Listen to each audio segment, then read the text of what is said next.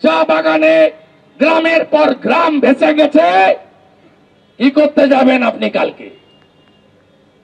এখন তো কাজ এনডিআরএফ এর, আইটিবিপির জওয়ানদের, ডিজাস্টার ম্যানেজমেন্টের টিমের, এসডিআরএফ এর, আর্মির, সব রাস্তা জুড়তে হবে। প্রধানমন্ত্রী তিনি কন্ডোলেন্স দিয়েছেন, ক্ষতিপূরণের কমিটমেন্ট করেছেন। আর ইনি কি বলছেন দেখুন,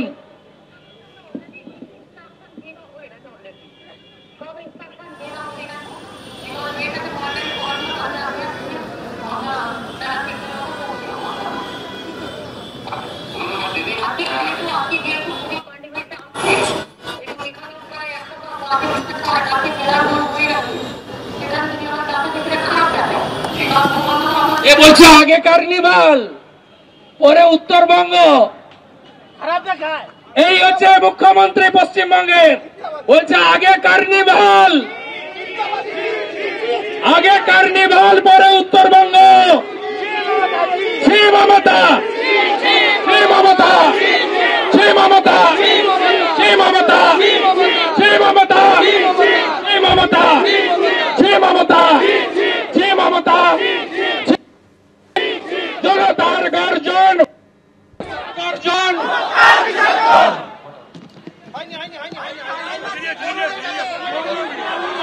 10 মিনিট বাকি আছে, আপনারা আস্তে আস্তে ডিসপার্স হয়ে যান।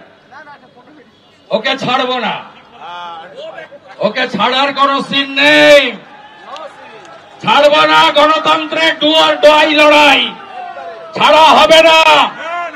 আর যেদিন হারবে ওর ভাইপোর বাড়ি থেকে একটা ইটগুলো খুলে খুলে আনবেন আপনারা। একদম লড়াইয়ের জন্য প্রস্তুত থাকুন। হারাতেই হবে, হারাতেই হবে, হারাতেই হবে, হারাতেই হবে। যান মনোজ বার্মার কাছে চলে যান, পিছন ঘুরিয়ে দিয়েছে, বলো যা বেঁচে গেলাম। এসব করে হবে না। অর্ধেক বেতন পান, লজ্জা লাগে না পুলিশের? অর্ধেক বেতন পান। সব রাজ্যে 7th পে কমিশন হয়ে গেছে, আপনাদের 5th পে কমিশনের ডিএ এরিয়ার দেয়নি, 7th পে কমিশনের কমিটি করেনি, হাফ বেতন পান আপনারা। তারপরেও অভয়ার মায়ের মাথায় লাঠি মারেন এই মনোজ বার্মার পুলিশ। বলেছিলেন না 5টার মধ্যে ডিসবার্স করতে হবে, অমুক করতে হবে, তমুক করতে হবে। সব গুছিয়ে রাখবো, আগামী বছর বদলা হবে, বদলাও হবে।